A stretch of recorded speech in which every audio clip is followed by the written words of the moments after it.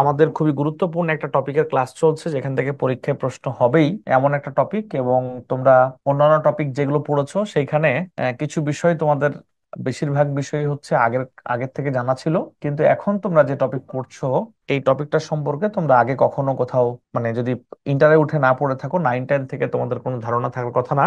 আমরা এই মুহূর্তে কথা না বাড়িয়ে মূল আলোচনায় চলে যেতে চাই। ওকে, চলো আমরা লেকচার শিট থেকে আলোচনা শুরু করি। আমাদের লেকচার শিটে একটা অঙ্ক আছে, যে অঙ্কটা অন্য কোনো অঙ্ক নয়। এইটা আমরা সঞ্জিত কুমার গুহ স্যারের বই থেকে অঙ্কটা কপি করি, এবং গতদিন আমরা যে অঙ্কটি করিয়েছিলাম সেই অঙ্কটা এখান থেকে মূলত এই কনসেপ্ট থেকে আসছে। এই অঙ্কটা আমাদের লেকচার বুকে প্রায় 10 বছর আগে থেকে আছে। এই অঙ্কটা 49 নম্বর অঙ্কটা আমাদের লেকচার বুকে অনেক বছর আগে থেকে আছে। এইটা আহ এইটা হচ্ছে সঞ্জিত কুমার গুহ স্যারের বইয়ের একটা অঙ্ক, যে অঙ্কের কনসেপ্টকে কাজে লাগিয়ে পরবর্তীতে বোর্ড কোশ্চিন আসছে, যেটা আমরা গত ক্লাসে সলভ করেছিলাম। তার আগে আমরা বুঝে নেই যে এই আসলে এই অঙ্কে কি বলছে, আমরা একটু দেখে নিতে চাই। ওকে, বলছে 50 ডিগ্রি সেন্টিগ্রেড তাপমাত্রায় 50 ডিগ্রি সেলসিয়াস তাপমাত্রায় পানিতে প্রস্তুত কোন লবণের সম্পৃক্ত দ্রবণকে 20 ডিগ্রি সেন্টিগ্রেড তাপমাত্রায় শীতল করা হলে, যদি লবণের দ্রাব্যতা 50 ও 20 ডিগ্রি সেন্টিগ্রেড তাপমাত্রা যথাক্রমে 125 এবং 80 হয়, তবে 75 গ্রাম সম্পৃক্ত দ্রবণ হতে কত গ্রাম লবণ পাওয়া যাবে? এক কথায় আমরা বলছি 50 ডিগ্রি সেন্টিগ্রেড তাপমাত্রা একটা দ্রবণ ছিল, 50 ডিগ্রি সেন্টিগ্রেড তাপমাত্রা একটা দ্রবণ ছিল তাকে, এবং ওই দ্রবণটা ছিল সম্পৃক্ত দ্রবণ। দেখো খেয়াল করে, 50 ডিগ্রি সেন্টিগ্রেড তাপমাত্রায় 50 ডিগ্রি সেলসিয়াস তাপমাত্রায় পানিতে প্রস্তুত কোন লবণের কি দ্রবণকে? সম্পৃক্ত দ্রবণকে। এই সম্পৃক্ত দ্রবণকে কত ডিগ্রি সেন্টিগ্রেড তাপমাত্রায় শীতল করা হলো? 20 ডিগ্রিতে, অর্থাৎ 50 থেকে নিয়ে আসা হয়েছে 20 ডিগ্রিতে। যদি লবণের দ্রাব্যতা 50 এবং 20 ডিগ্রি সেন্টিগ্রেড তাপমাত্রায় যথাক্রমে 125 এবং 80 হয়, তবে 75 গ্রাম সম্পৃক্ত দ্রবণ হতে কত গ্রাম লবণ পাওয়া যাবে? রাইট, এটা হচ্ছে মূল বিষয়। তো আমরা চিন্তা করি যে কোন সম্পৃক্ত দ্রবণকে যখন আমরা ঠান্ডা করছি, তখন তার দ্রাব্যতা কমতেও পারে, বাড়তেও পারে। কিন্তু এই অঙ্কে বলা হচ্ছে যে তাপমাত্রা যখন 50 থেকে 20 ডিগ্রিতে নিয়ে আসা হলো, তখন এর দ্রাব্যতা 125 থেকে কত ডিগ্রি হয়ে গেল, না কত গ্রাম হয়ে গেল? 40 হয়ে গেল, না 80 হয়ে গেল। তো এখানে কতটুকু দ্রাবক, কতটুকু দ্রবণ, এই ব্যাপারে কোনো মন্তব্য করা নেই। তো আমরা যেটা চিন্তা করতে পারি সেটা হচ্ছে যে, এই যে দেখো, যখন তাপমাত্রা 50 ডিগ্রি, তখন সেইখান থেকে যদি এটা 20 ডিগ্রি হয়, তো চিন্তা করো তো একটু কষ্ট করে, যে 50 ডিগ্রি সেন্টিগ্রেড তাপমাত্রায় দ্রাব্যতা 125, এর অর্থ কি? তোমরা নিশ্চয়ই গত ক্লাসে দ্রাব্যতার সংজ্ঞার কথা মনে রেখেছো। কি মনে রেখেছো? যে প্রতি 100 গ্রাম দ্রাবকে যত গ্রাম দ্রবীভূত করলে দ্রবণটি সম্পৃক্ত হয়, তাকে ওই তাপমাত্রায় ওই দ্রাবকে ওই দ্রবের দ্রাব্যতা বলে। তার মানে 125 দ্রাব্যতা বলতে বোঝায় যে আমরা 100 গ্রাম পানির মধ্যে 125 গ্রাম দ্রব্য দিব। 100 গ্রাম পানির মধ্যে আমরা 125 গ্রাম কি দিব? দ্রব্য দিব। তাহলে 100 গ্রাম পানির মধ্যে যখন আমরা 125 গ্রাম দ্রব্য দিব, তাহলে দ্রবণ হবে কত গ্রাম? আমরা দ্রাব্যতার সংজ্ঞা থেকে জানি যে প্রতি 100 গ্রাম দ্রাবকে যত গ্রাম দ্রব্য দিলে দ্রবণটি সম্পৃক্ত হয়, তাকে ওই তাপমাত্রায় ওই দ্রাবকে ওই দ্রবের দ্রাব্যতা বলে। তো আমরা 125 পেয়েছি দ্রাব্যতা। দেখো অঙ্কে লিখে দেওয়া আছে যে 50 ডিগ্রি সেন্টিগ্রেড তাপমাত্রায়, 50 ডিগ্রি সেলসিয়াস তাপমাত্রায় দ্রাব্যতা 125। তাহলে 50 ডিগ্রি সেন্টিগ্রেড তাপমাত্রায় দ্রাব্যতা 125 মানে কি? আমরা একে 100 গ্রাম পানির মধ্যে মিশিয়েছিলাম, এবং এজন্য মোট দ্রবণের পরিমাণ হয়ে গেছে কত? 225 গ্রাম। কত গ্রাম? 225 গ্রাম। এখন এই 225 গ্রাম এই দ্রবণটাকে ঠান্ডা করতে গেলে, 225 গ্রাম দ্রবণ যখন, তখন কিন্তু এখানে দ্রাবক হচ্ছে 100 গ্রাম। দ্রাবক হচ্ছে 100 গ্রাম। তাহলে 225 গ্রাম দ্রবণকে যখন ঠান্ডা করব, তখন 125 থেকে 80 বাদ দিব। 125 থেকে 80 বাদ দিলে কতটুকু হবে? এই যে দেখো, 50 ডিগ্রি সেন্টিগ্রেড তাপমাত্রা দ্রাব্যতা 125, এবং 20 ডিগ্রি সেন্টিগ্রেড তাপমাত্রা দ্রাব্যতা কত? 80। তাহলে 125 থেকে 80 বাদ দিলে এটা হয় 45 গ্রাম। তার মানে আমরা এই অঙ্ক থেকে বুঝলাম 225 গ্রাম কোন সম্পৃক্ত দ্রবণকে, যেটা কিনা ছিল 50 ডিগ্রি সেন্টিগ্রেড তাপমাত্রায়, ওই তাপমাত্রার কোন দ্রবণকে ঠান্ডা করতে গেলে এবং ঠান্ডা করে সেটা 20 ডিগ্রিতে নিয়ে আসা হলে, সেখানে 45 গ্রাম কি পড়বে? অধক্ষেপ পড়বে। নিশ্চয়ই এটুকু সবার বোঝার কথা। এবার খেয়াল করে দেখো, বলছে 225 গ্রাম দ্রবণকে ঠান্ডা করলে যদি অধক্ষেপ হয় 45 গ্রাম, তাহলে 75 গ্রাম 75 গ্রাম সম্পৃক্ত দ্রবণ হতে কত গ্রাম লবণ পাওয়া যাবে? তাহলে এখন তো সহজেই বলা যায়, এখানে অঙ্ক করেই দেয়া আছে, 50 ও 20 ডিগ্রি সেন্টিগ্রেড তাপমাত্রায় দ্রাব্যতা যথাক্রমে 125 এবং 80। বলছে 50 ডিগ্রি সেন্টিগ্রেড তাপমাত্রায় প্রস্তুত 225 গ্রাম সম্পৃক্ত দ্রবণকে শীতল করলে পাওয়া যায় 125 - 80 মানে কত গ্রাম? 45 গ্রাম। তাহলে অতএব 50 ডিগ্রি সেন্টিগ্রেড তাপমাত্রায় প্রস্তুত 75 গ্রাম সম্পৃক্ত দ্রবণকে শীতল করলে পাওয়া যায় 45 × 75 = 225 কত গ্রাম? 15 গ্রাম। নিশ্চয়ই এই অঙ্কটা সবার ক্লিয়ার হয়ে যাওয়ার কথা। ওকে, যদি ক্লিয়ার হতে পারো, আমরা আরো দুই একটা অঙ্ক দেখতে চাই এখানকার। আরো দুই একটা অঙ্ক দেখে তারপর হচ্ছে আমরা দ্রাব্যতার গুণফলে চলে যাব। হ্যাঁ, এখানে 45 নাম্বার একটা অঙ্ক ছিল। তুমি চাইলে অঙ্কটা করতে পারো, আর না চাইলে নাও করতে পারো। হ্যাঁ, ওকে, 45 নাম্বার একটা অঙ্ক ছিল এটা। এখানে যে পড়া, সেখান থেকে পরীক্ষায় তেমন কোনো প্রশ্ন হয় নাই, তবে ইঞ্জিনিয়ারিং ভর্তি পরীক্ষায় দু একটা জায়গায় এখানে আসতে দেখা গিয়েছে। এই যে 45 নাম্বার অঙ্ক, 45 নাম্বার অঙ্ক দেখো তোমরা। যদি তোমরা না বোঝো, তাহলে পরবর্তী ক্লাসে জিজ্ঞেস করলে হয়তো আমরা তার উত্তর দেওয়ার চেষ্টা করবো। হ্যাঁ, এখানে সলভ করে দেওয়া আছে। তোমরা যদি সবকিছু ঠিক মনে করো, তাহলে আমরা এখন দ্রাব্যতার গুণফল পড়তে পারি আজকে। তাহলে দ্রাব্যতার গুণফল, এটা একটু টাইম নিয়ে বুঝো। হ্যাঁ, এটা হচ্ছে এখানকার, এতক্ষণ ছিল আমরা পড়ছিলাম দ্রাব্যতা, এতক্ষণ পড়ছিলাম দ্রাব্যতা, এখন পড়বো কি? দ্রাব্যতার গুণফল। এই দ্রাব্যতার গুণফল থেকে অনেক বেশি অঙ্ক আসবে গ নাম্বারের জন্য।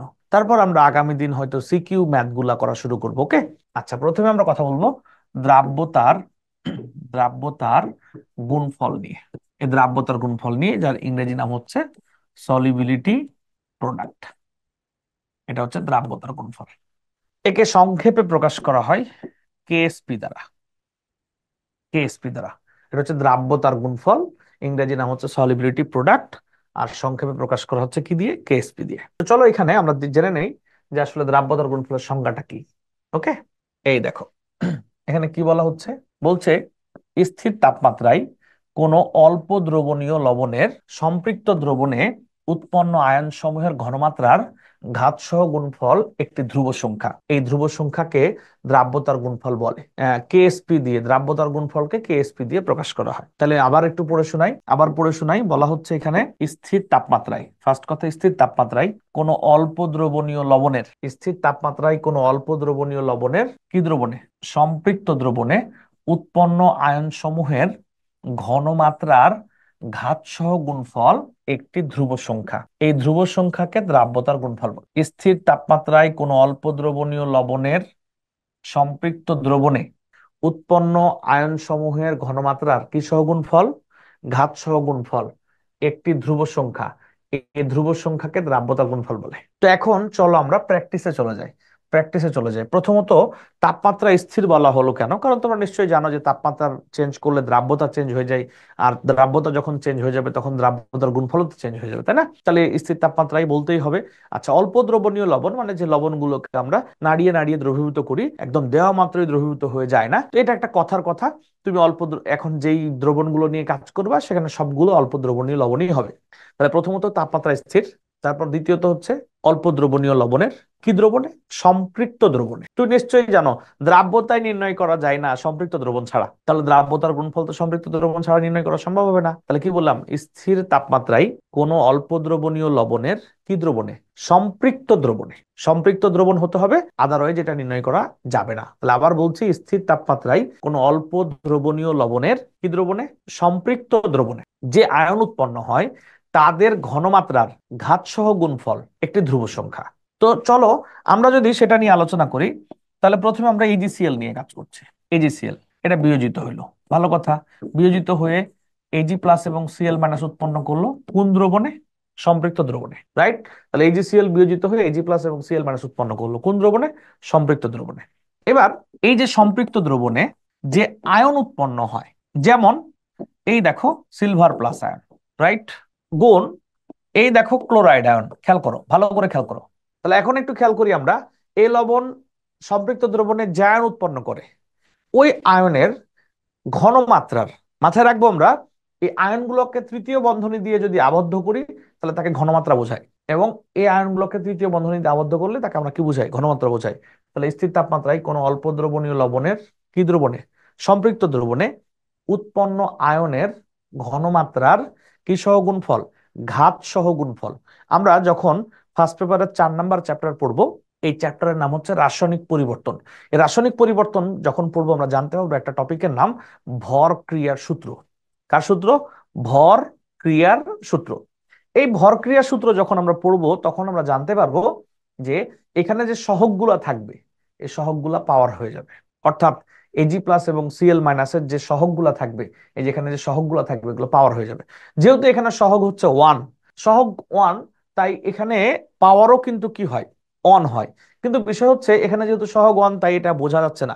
আমরা আরেকটা উদাহরণ যদি দেখি তাহলে সহগটা সহজে বুঝতে পারবা তুমি। যেমন দেখো, আমরা একটা যৌগ নিলাম যেটা হচ্ছে ক্যালসিয়াম ফ্লোরাইড। মনে করো বিয়োজিত হলো, বিয়োজিত হওয়ার পর ক্যালসিয়াম 2+ আর কি 2F- উৎপন্ন হলো। দেখো তো, ক্যালসিয়ামের সহগ কত, কিছু নাই মানে ওয়ান, আর ফ্লোরিনের সহগ কত, টু। আচ্ছা, এবার কেএসপি যখন আমরা বের করব, তখন এই আয়নগুলার ঘনমাত্রার ঘাত সহ গুণফল। ঘাত হচ্ছে বাংলা কথা, ইংরেজি কথা হচ্ছে পাওয়ার। যা সহগ থাকবে ভরক্রিয়া সূত্র অনুযায়ী তাই কি হয়ে যাবে, পাওয়ার হয়ে যাবে। তাহলে আমরা এই ক্যালসিয়ামকে থার্ড ব্র্যাকেট দিয়ে আবদ্ধ করব। তাহলে বোঝালাম এটা ক্যালসিয়াম আয়নের ঘনমাত্রা গুণ এই ফ্লোরাইডকে আমরা কি করব, থার্ড ব্র্যাকেট দিয়ে আবদ্ধ করব, বোঝাচ্ছে এটা তার ঘনমাত্রা। এখানে যা সহগ থাকবে তাই তার পাওয়ার হয়ে যাবে। তাহলে আবার বলি, এই যে স্থির তাপমাত্রায় অল্প দ্রবণীয় লবণ, আমি বললাম অল্প দ্রবণীয় লবণ, এটা কথার কথা। অল্প দ্রবণীয় লবণে, লবণের সম্পৃক্ত দ্রবণে, অর্থাৎ এটা যখন সম্পৃক্ত দ্রবণ উৎপন্ন করবে তখন যে আয়নগুলা উৎপন্ন করবে, দেখো এই লবণটা তার সম্পৃক্ত দ্রবণে ক্যালসিয়াম 2+ এবং ফ্লোরাইড আয়ন উৎপন্ন করেছে, এদের ঘনমাত্রা। দেখো এই যে ঘনমাত্রা কি সহ গুণফল, ঘাত সহ গুণফল, কি সহ গুণফল, ঘাত সহ। তার মানে এখানে কিছু নাই মানে ঘাত কত, ওয়ান। এখানে কিছু নাই মানে ঘাত কত, টু। তাহলে যে ঘাত সহ গুণফল, একটি কি সংখ্যা, ধ্রুব সংখ্যা। তাহলে স্থির তাপমাত্রায় কোন অল্প দ্রবণীয় লবণের সম্পৃক্ত দ্রবণে যে আয়ন উৎপন্ন করে তাদের ঘনমাত্রার ঘাত সহ গুণফল একটি ধ্রুব সংখ্যা, তাকে বলা হয় কি, কেএসপি বা দ্রাব্যতার গুণফল। নিশ্চয়ই ক্লিয়ার হয়ে যাওয়ার কথা। এটা আমরা আরো একটা উদাহরণ দেখি, তাহলে তোমাদের কাছে ক্লিয়ার হবে এবং তোমরা আমাকে জানাবে এটা ক্লিয়ার কিনা। এরপর আমরা ধরো এমন একটা যৌগ দেখলাম যেটা হচ্ছে ক্যালসিয়াম ফসফেট। এই দেখো, ক্যালসিয়ামের যোজনী 2, তা এখানে 2 হয়েছে, আর ফসফেটের যোজনী 3, তা এখানে 3 হয়েছে। এবার এটাকে আমরা বিয়োজিত করলাম, বিয়োজিত করার পর কি হলো, ক্যালসিয়াম 2+, আর কি হলো, PO4 2-। তাহলে এখন কি হবে, এখানে, এখানে কিছু হবে, কিছু নাই মানে কি আছে, এইখানে কিছু নাই মানে মানে 3 আছে সহগ, আর এখানে কি আছে, 2 আছে। নিশ্চয়ই এটুকু বুঝতে পারছো। তাহলে আমরা যদি তোমাদেরকে এখন প্রশ্ন করি যে কেএসপি বা দ্রাব্যতার গুণফল কি হবে, তখন তুমি কি বলবা, বলবা ক্যালসিয়াম 2+ এর ঘনমাত্রা পাওয়ার 3 গুণ ফসফেটের ঘনমাত্রা, সেখানে 3 হবে, পাওয়ার কিন্তু কি 2। অর্থাৎ থার্ড ব্র্যাকেটে আয়নকে আবদ্ধ রাখবো, আর সহগ যা হবে তাকে পাওয়ার লিখে দিব। এটাই হচ্ছে দ্রাব্যতার গুণফল। নিশ্চয়ই দ্রাব্যতার গুণফলের সংজ্ঞা থেকে যে ইকুয়েশন পাওয়া যায় সেটা ক্লিয়ার। দ্রাব্যতার গুণফলের অঙ্ক অনেকের কাছে কঠিন মনে হয়, আসলে অঙ্কগুলো অনেক সহজ, কিন্তু কেন কঠিন মনে হয়, যখন দেখে স্টুডেন্টরা যে যৌগ ভিন্ন হলে তার গাণিতিক সমীকরণ ভিন্ন হচ্ছে, যৌগ ভিন্ন হলে তার গাণিতিক সমীকরণ কি হচ্ছে, ভিন্ন হচ্ছে, তখন তাদের কাছে মনে হয় যে আচ্ছা এটা তো এমন একটা টপিক খালি গুলায় যায়। তো এই জন্য তাদের কাছে কঠিন মনে হয়, কিন্তু আসলে কঠিন কিছু না। আমরা এবার এতক্ষণ যা পড়লাম তা দিয়ে আমরা বুঝতে পারলাম ঘনমাত্রার সাথে দ্রাব্যতার গুণফলের সম্পর্ক। কি জানলাম, ঘনমাত্রার সাথে দ্রাব্যতার গুণফলের সম্পর্ক। এখন আমরা জানতে চাইবো, এখন আমরা জানতে চাইবো দ্রাব্যতা ও দ্রাব্যতার গুণফল এর সম্পর্ক। এই দেখো, কি জানতে চাইবো, দ্রাব্যতা ও দ্রাব্যতার গুণফলের সম্পর্ক। এটা হচ্ছে আমাদের এখন জানার ইচ্ছা। তো আমরা এখন পড়ছি দ্রাব্যতা ও দ্রাব্যতার গুণফলের মধ্যে সম্পর্ক। আমরা প্রথমে তোমাদেরকে একটা শর্টকাট টিপস দিতে চাই, শর্টকাট টিপস দিতে চাই। প্রথমে শর্টকাট পড়বো, তারপর ডিটেল পড়বো। আমরা বলছি যদি কোনো যৌগের সংকেত AX এবং BY হয়, অর্থাৎ কোন যৌগের আণবিক সংকেত যদি এমন হয়, AX এবং BY হয়, তো এখন এক্স এবং বিওয়াই, অর্থাৎ তোমরা চিন্তা করে বলো তো, কমেন্ট করে জানাও তো, এই যৌগ যদি হয় তাহলে এখানে এক্স এবং ওয়াই এর ভ্যালু কত। যদি আমরা কম্পেয়ার করি এক্স বিওয়াই এর সাথে, তাহলে ক্যালসিয়াম ফ্লোরাইডের জন্য এক্স এবং ওয়াই এর ভ্যালু কত। আচ্ছা, তাহলে এটা হচ্ছে 1, এটা কি 2। আচ্ছা, তাহলে এখন যদি কোন যৌগের আণবিক সংকেত এক্স এবং বিওয়াই হয়, তাহলে কেএসপি ইকুয়াল কি হবে বলতো, X into S to the power X into Y into S to the power Y. দেখো, এই যে X into S to the power X, Y into X to the power Y, অর্থাৎ, অর্থাৎ S দিয়ে বোঝাচ্ছে দ্রাব্যতা। এখানে এক্স এবং Y হচ্ছে ওই ক্যাটায়ন বা অ্যানায়ন গুলার সহগ। তুমি খেয়াল করে দেখো, যখন আমরা দ্রাব্যতার গুণফল থেকে দ্রাব্যতা বের করছি, দুঃখিত, দ্রাব্যতা থেকে দ্রাব্যতার গুণফল বের করছি, আবার যদি বলি দ্রাব্যতা থেকে দ্রাব্যতার গুণফল বের করছি, তখন সহগ যেটা থাকবে সেটা গুণও হবে, পাওয়ারও হবে। আবার দেখো, পরবর্তীটার জন্য সহগটা গুণও হবে, পাওয়ারও হবে। কিন্তু যখন আমরা কি করলাম দেখো, ঘনমাত্রা থেকে দ্রাব্যতার গুণফল বের করছিলাম। ভালো করে ফলো করো আমি কি বলছি।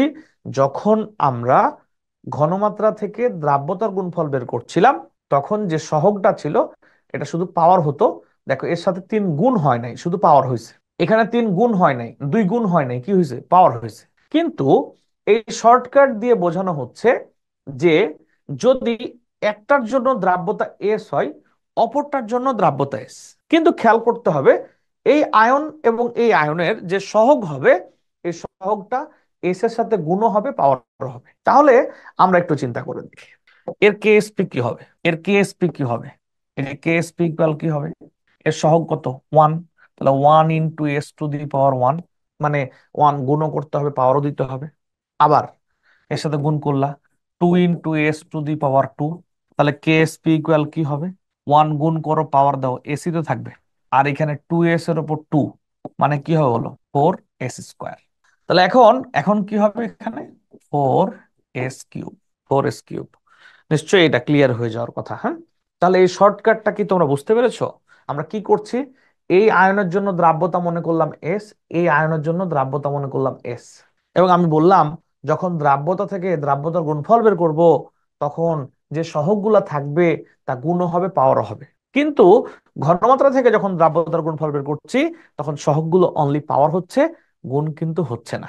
নিশ্চয়ই ক্লিয়ার? আমাকে একটু বলো যে ব্যাপারটি ক্লিয়ার কিনা। তাহলে আমরা তোমাদেরকে এখন অনেকগুলা যোগও প্র্যাকটিস করাবো, যাতে কোনোভাবেই তোমাদের ভুল হওয়ার কোনো কি না থাকে, চান্স না থাকে। তাহলে একটু খেয়াল করো তো, তোমরা সবাই, খুব সহজ তোমাদের জন্য দিচ্ছি, সবাই কমেন্ট করবে। যারা ক্লাস করছো সবাই কমেন্ট করবে। এজিসিএল শর্টকাট দিয়ে আগে বলো, তারপর আমি লং টার্ম শেখাচ্ছি। শর্টকাট দিয়ে বলো এখানে এক্স এবং ওয়াই এর ভ্যালু কত এবং কেএসপির মান কত।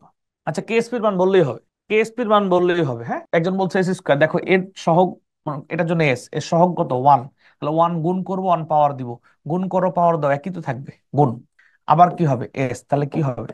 s²। রাইট? আচ্ছা, এবার দেখো যদি আমরা এবার হিসাব করি, ক্যাল এফি OH3, এফি OH3 বলো। এবার বলো, এবার বলো কি হবে? কেএসপি, কেএসপি ইকুয়াল কি হবে বলো? কেএসপি ইকুয়াল হবে s গুণ 3s⁻3। তাহলে বা কেএসপি ইকুয়াল s গুণ, দেখো 3 পাওয়ার 3 মানে কত হয়? 27s⁻3, মানে বা কেএসপি ইকুয়াল 27s⁻4। নিশ্চয়ই এটা ক্লিয়ার? তাহলে দ্রুত সবাই কমেন্ট করে এবার আমাকে জানাও যে অ্যালুমিনিয়াম হাইড্রোক্সাইড এর কেএসপি কত। দ্রুত দ্রুত জানাও। তাহলে এখন দেখো একই কথা, একই কথা। s গুণ 3s³ তাহলে s গুণ 27s⁻3 ইকুয়াল 27 কি? s⁻4। নিশ্চয়ই বুঝতে পারছো। তাহলে এইবার দেখো আমি যেটা দিলাম, আমি যেটা দিচ্ছি সেটা হচ্ছে ক্যালসিয়াম ফসফেট, Ca3PO4 2। এই ক্যালসিয়াম ফসফেটের কেএসপি কি হবে? ক্যালসিয়াম ফসফেটের কেএসপি কি হবে? আচ্ছা দেখো, এখানে দেখো এটা সহগ 3, তাহলে এটা 3s হবে, পাওয়ার 3, গুণ এটা সহগ কত?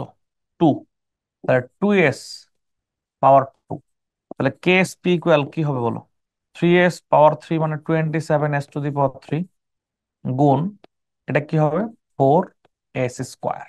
তাহলে 27কে যদি 4 দিয়ে গুণ করো, 27কে যদি 4 দিয়ে গুণ করো, তাহলে কেএসপি ইকুয়াল 27 গুণ 4, 108s⁻5, 108s⁻5। নিশ্চয়ই বুঝছো এটা হচ্ছে সবগুলো শর্টকাট টেকনিক ছিল, এটা শর্টকাট টেকনিক ছিল। ক্লিয়ার? আচ্ছা, লং টেকনিক কিছুই না, এই শর্টকাটটা লং থেকেই আনছি আমি। আমি বলেছি দ্রাব্যতা থেকে যদি দ্রাব্যতার গুণফল বের করো, তাহলে সহগটা গুণও হবে, পাওয়ারও হবে। যেমন দেখো, যদি আমরা রিটেনে ডিরেক্ট লিখতাম তাহলে কি করতাম?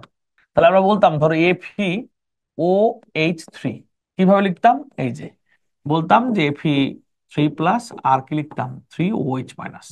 তাহলে আমরা কি বুঝাইতাম? আমরা বুঝাইতাম এটা এস যদি হয়, এর দ্রাব্যতা, এটা যা হবে, এটা এক মোল থেকে দেখো এটা এক মোল উৎপন্ন হয়, তাহলে এটা তাই হবে। এটা দ্রাব্যতা এস হলে এটা দ্রাব্যতা এস হবে, আর এটা দ্রাব্যতা কিন্তু 3s হয়ে যাবে। এখন আমরা কেএসপি বের করার সময় কি করতাম? s গুণ 3s দিয়ে পাওয়ার 3 দিতাম। অর্থাৎ এর সহগ নাই তাই, মানে সহগ 1 তাই পাওয়ার 1, আর এর সহগ 3 তাই পাওয়ার 3। ঘুরে ফিরে দেখো এটাই আসতো, এটাই আসতো। ক্লিয়ার?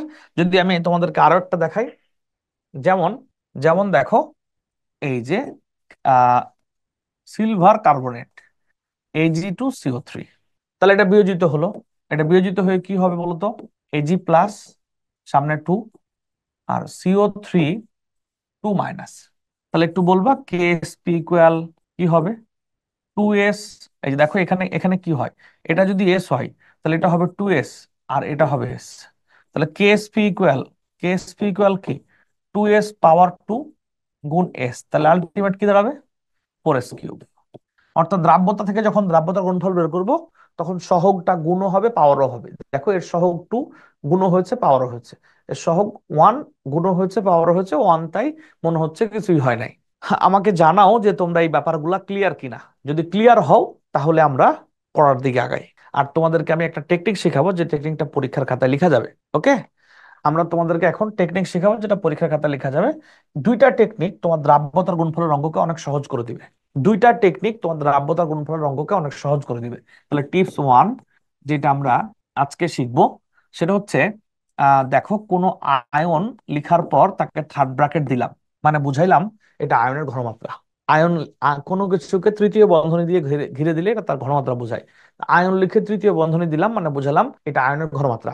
তাহলে আয়নের ঘনমাত্রা ইকুয়াল দ্রাব্যতা গুণ ওই আয়নের সহগ। আয়নের ঘনমাত্রা ইকুয়াল দ্রাব্যতা গুণ ওই আয়নের কি? সহগ। আচ্ছা, তাহলে এখন চিন্তা করে দেখো, ক্যালসিয়াম ফ্লোরাইড নিয়ে যদি কাজ করো, তাহলে ক্যালসিয়াম 2 প্লাস যে আয়নটা, থার্ড ব্র্যাকেট দিয়ে ঘিরে দিলে তার ঘনমাত্রা হবে ইকুয়াল দ্রাব্যতা পাইলাম।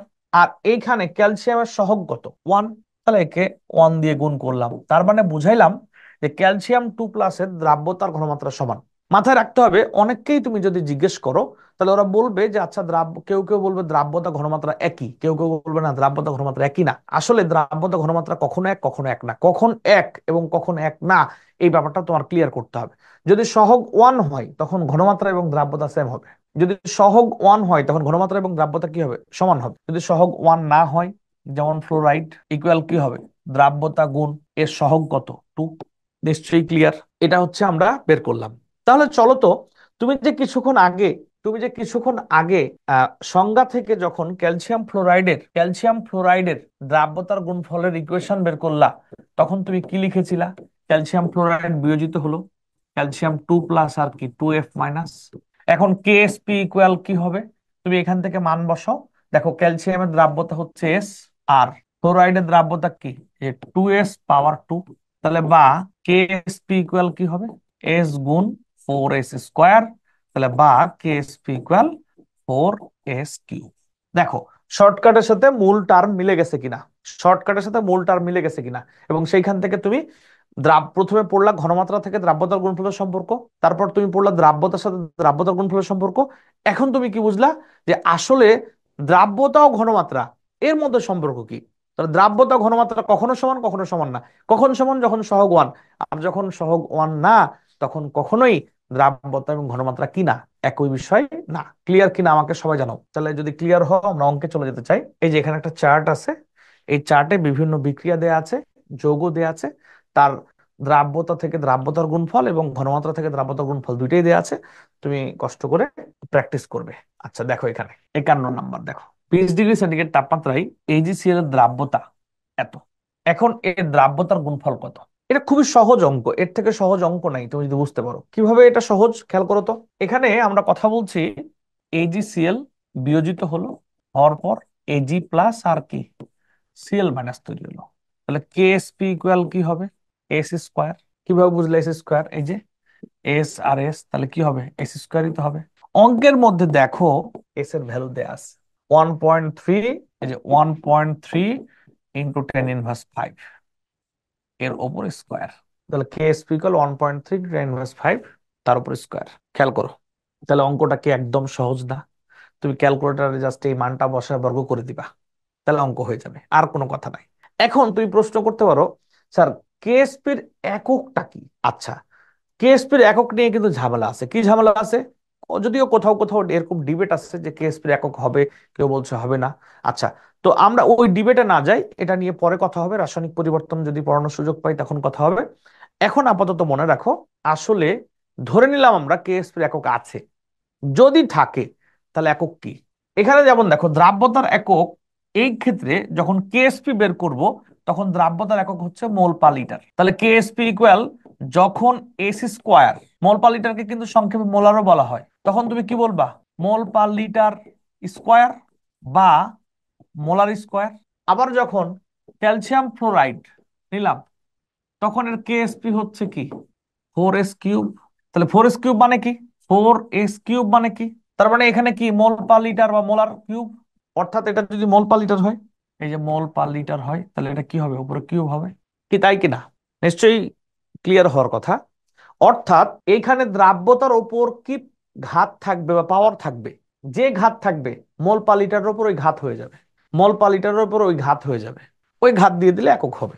আমি জানতে চাই দ্রাব্যতার একক সংক্রান্ত বিষয়টা তোমরা ক্লিয়ার কিনা, দ্রাব্যতার একক তোমরা ক্লিয়ার কিনা। যদি ক্লিয়ার হও আমরা অঙ্কে যেতে চাই। দেখো এই অঙ্ক 53 নাম্বার অঙ্ক নিয়ে কথা বলি আমরা। 53 নাম্বার, ক্যালসিয়াম কার্বনেটের দ্রাব্যতা এত গ্রাম পার লিটার, তাহলে দ্রাব্যতার গুণফল কত? এখন প্রবলেম হচ্ছে যে একক দেয়া আছে, এটা দেয়া আছে গ্রাম পার লিটারে, কিন্তু আমার দরকার কিন্তু মোল পার লিটার, মোল পার লিটার। তাহলে কি করবো আমরা? দেখো তো, এই দেখো এটা কত নম্বর যেন, 53 নাম্বার অঙ্কে দেখো দ্রাব্যতা এস ইকুয়াল 0.0305 গ্রাম পার লিটার।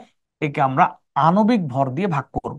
যেহেতু পদার্থটা ক্যালসিয়াম কার্বনেট, তাই আনফরচুনেট এর আণবিক ভর 100। কেউ আবার মনে মনে ভেবে নিও না যে 100 দিয়ে ভাগ করতে হবে, আসলে ভাগ করতে হবে কি দিয়া? আণবিক ভর দিয়া। তাহলে এখন 0.0305 ভাগ 100, তাহলে এখন এটা হয়ে যাবে কি? মোল পার লিটার। এবার আসবো আমরা, এবার আসবো হচ্ছে এটা কি ভর? এটা আণবিক ভর, আণবিক ভর। ওকে, আচ্ছা ক্যালসিয়াম কার্বনেট কে তাপ দিব, তাপ দিলে ক্যালসিয়াম 2 প্লাস আর কি CO3 মাইনাস হবে। তাহলে এখন কেএসপি ইকুয়াল কি হবে? তাহলে এখন কেএসপি ইকুয়াল কি হবে? এই যে এস গুণ এস, এস স্কোয়ার। এবার এই ভ্যালুটা এখানে বসায় দিলে অঙ্কটা হয়ে যাচ্ছে, এই ভ্যালুটা এখানে বসায় দিলে অঙ্কটা হয়ে যাচ্ছে। ওকে, আচ্ছা আমরা চলে যাই পরবর্তী অঙ্কে। পরবর্তী অঙ্কে যদি ক্লিয়ার থাকো, পরবর্তী অঙ্কে চলে যাই। আচ্ছা এগুলো তোমরা সবগুলো নিজে নিজে করতে পারবা, যেগুলো পারবা না আমি সেই অঙ্কগুলো দেখাচ্ছি, ভালো করে খেয়াল করো। এই দেখো 57 নাম্বার অঙ্ক, 57, খুবই ভালো করে খেয়াল করো। 25 ডিগ্রি সেন্টিগ্রেড তাপমাত্রায় ফেরিক হাইড্রোক্সাইডের দ্রাব্যতার গুণফল এত হলে ফেরিক হাইড্রোক্সাইডের দ্রাব্যতা কত? আচ্ছা প্রথমে অঙ্কটুকুকে আমরা এই পর্যন্ত ভাবি, এই পর্যন্ত ভাবি যে 25 ডিগ্রি সেন্টিগ্রেড তাপমাত্রায় ফেরিক হাইড্রোক্সাইডের দ্রাব্যতার গুণফল এত হলে ফেরিক হাইড্রোক্সাইডের দ্রাব্যতা কত? দ্রাব্যতা কত আমরা এতটুকু প্রথমে ভাবি। তো প্রথম কাজ হচ্ছে এখানে দ্রাব্যতার গুণফল দেয়া আছে, দ্রাব্যতা বের করা, এই জন্য ইকুয়েশন বের করবো আমরা। কি বের করবো? ইকুয়েশন। তাহলে প্রথমে আমরা FeOH3 নিব, একে আমরা বিয়োজিত করলাম, বিয়োজিত করে কি পেলাম? Fe3 প্লাস আর কি 3OH মাইনাস পেলাম। এখন কেএসপি ইকুয়াল কি হবে আমরা জানি, 27s⁴। তো ভালো কথা, 27s⁴ কিভাবে হচ্ছে এটা নিশ্চয়ই জেনেছো। তাহলে S4 ইকুয়াল কি হবে? কেএসপি ভাগ 27। অর্থাৎ কেএসপির মান এখানে কত দেয়া আছে? 4 × 10⁻30, মানে হচ্ছে 4 × 10⁻30 ভাগ কি হবে? 27। ওকে ভালো কথা। তাহলে এইবার কি হবে? এইবার যেটা হবে, এস ইকুয়াল 4√4 × 10⁻38 ভাগ 27। তাহলে এখন কি হবে বলো? তাহলে এখন কি হবে? এই ভাগফল আমরা বের করলেই হয়ে যাচ্ছে দ্রাব্যতার মান। ভাগফল বের করলে ক্যালকুলেটর দিয়ে যদি আমরা ভাগফল বের করি উত্তর আসবে 1.96 × 10⁻10, অর্থাৎ 1.96 × 10⁻10। নিশ্চয়ই এটা ক্লিয়ার, ক্লিয়ার এই পর্যন্ত সবাই ক্লিয়ার হয়ে যাওয়ার কথা। একক হবে কি? একক হবে মোল পার লিটার। এখন আসো মূল কথায়। এইখানে দেখো এই পর্যন্ত হলো। এরপর বলছে দ্রবণে Fe3 প্লাস এবং হাইড্রোক্সাইড এর ঘনমাত্রা নির্ণয় করো। দ্রবণে Fe3 প্লাস এবং হাইড্রোক্সাইডের ঘনমাত্রা নির্ণয় করো। কিছুক্ষণ আগেই তোমাদেরকে আমি ঘনমাত্রা ও দ্রাব্যতার সাথে সম্পর্ক পড়ালাম, তখন নিশ্চয়ই তোমাদের মনে আছে ঘনমাত্রা ও দ্রাব্যতার সাথে যে সম্পর্কটা পড়িয়েছি সেটা আসলে কি ছিল। আমরা কিছুক্ষণ আগে বললাম এই দেখো Fe3 প্লাস এর ঘনমাত্রা আর দ্রাব্যতা সমান, কারণ Fe3 প্লাস এর সহগ 1, কিন্তু হাইড্রোক্সাইডের ঘনমাত্রা ইকুয়াল 3 × S অর্থাৎ 3s। তো আমি যেখানে এইখানে যে এস এর মানটা পেয়েছি এটাই হচ্ছে আয়রন 3 প্লাসের ঘনমাত্রা, আর হাইড্রোক্সাইডের ঘনমাত্রা ইকুয়াল হচ্ছে 3 × 1.96 × 10⁻10। তাহলে কি হয় দেখো, 3 × 1.96 10 ইনভার্স 10। নিশ্চয়ই ক্লিয়ার হয়ে যাওয়ার কথা। ক্লিয়ার কিনা আমাকে একটু জানাও। আমরা আজকে দ্রাব্যতা শেষ, গুণফল শেষ করে দিচ্ছি। আগামী এটা পড়লে গ নাম্বারের অঙ্ক পারবা তুমি। এরপর আমরা পড়বো ঘ নাম্বারের অঙ্ক আগামী ক্লাসে। আজকে যদি লেট হয়ে গেছে একটু ক্লাস শুরু করতে, আজকে আমরা দ্রাব্যতার গুণফল শেষ করে দিলাম। কতদিন দ্রাব্যতা শেষ করেছি, আজকে দ্রাব্যতার গুণফল শেষ করলাম। আগামী ক্লাসে আমরা হয়তো বা একটা বা দুইটা ক্লাস লাগবে, তাহলে আমাদের সিকিউ কমপ্লিট হয়ে যাবে। হ্যাঁ, ঘ নাম্বার কমপ্লিট হয়ে যাবে। ওকে, আমরা সিকিউ প্র্যাকটিস করবো ধরে ধরে। ওকে, আমরা এবার চলে যেতে চাই পরবর্তী অঙ্কে, 58 নাম্বার। এগুলো সবগুলা অঙ্ক আসবে গ নাম্বারে। আমরা আগামী ক্লাসে ঘ করব, আজকে আমরা এটা হচ্ছে আমাদের লাস্ট অঙ্ক। অ্যালুমিনিয়াম হাইড্রোক্সাইডের দ্রাব্যতার গুণফল দেয়া আছে। অ্যালুমিনিয়াম এর হাইড্রোক্সাইডের দ্রাব্যতা চাই, তাও আবার কি গ্রাম পার লিটার এককে। চিন্তা করো, দ্রাব্যতার গুণফল দেয়া আছে, দ্রাব্যতা চাই কোন এককে, গ্রাম পার লিটার এককে। এখন কোয়েশ্চেন হচ্ছে অ্যালুমিনিয়াম হাইড্রোক্সাইড যেটা, এই যে AlOH3, এখন AlOH3 এটা বিয়োজিত হলো অ্যালুমিনিয়াম 3+ আর কি 3OH-। একইভাবে KSP ইকুয়াল 27s⁴। একই কায়দায় S ইকুয়াল 4√KSP ভাগ 27। এইখানে আমরা KSP এর মান কত হবে, 3.7 × 10⁻15। এই দেখো, এখানে আমরা 4√3.7 × 10⁻15 ভাগ 27, এই ভ্যালু বসালে আমরা এই মানটা বসালে আমরা যে ভ্যালুটা পাবো, ধরো যাই পেলাম, যেটা পেলাম সেটা হচ্ছে মোল পার লিটার এককে। যে মানটা পাবো সেটা হচ্ছে মোল পার লিটার, মোল পার লিটার এককে। এখন আমরা নিশ্চয়ই গত ক্লাসে বলেছি, মনে আছে তোমাদের? না মনে থাকলে আবার দেখো, মোল পার লিটার থেকে যদি গ্রাম পার লিটার হতে হয়, কারণ প্রশ্নে চেয়েছে গ্রাম পার লিটার, তাহলে আণবিক ভর দ্বারা গুণ করতে হবে। কি দ্বারা গুণ করতে হবে? এই ট্রান্সফরমেশনের জন্য আণবিক ভর দ্বারা গুণ। তো এর আণবিক ভর কত? অ্যালুমিনিয়াম হাইড্রোক্সাইডের আণবিক ভর কত? এর আণবিক ভর হচ্ছে 78। তাহলে তুই প্রাপ্ত মানকে 78 দিয়ে যদি গুণ করো, তখন এটা হয়ে যাবে কিন্তু গ্রাম পার লিটার, এবং সেটাই হবে উত্তর। ক্যালকুলেটর ব্যবহার করে তোমরা এই অঙ্কটা সম্পন্ন করবা। তাহলে তোমাদের কাছ থেকে আজকে বিদায় নিচ্ছি। ইনশাল্লাহ আগামী ক্লাসে, যেদিন ক্লাস টাইম আছে, ওই দিন আমরা কি করব, সিকিউ এর যে ঘ নাম্বার অঙ্ক সেটা শেষ করে দেব। আজকে আরো কিছুক্ষণ ক্লাস নিলে ভালো লাগতো। তো আজকে এখানেই শেষ করছি। ধন্যবাদ সবাইকে। আল্লাহ হাফেজ।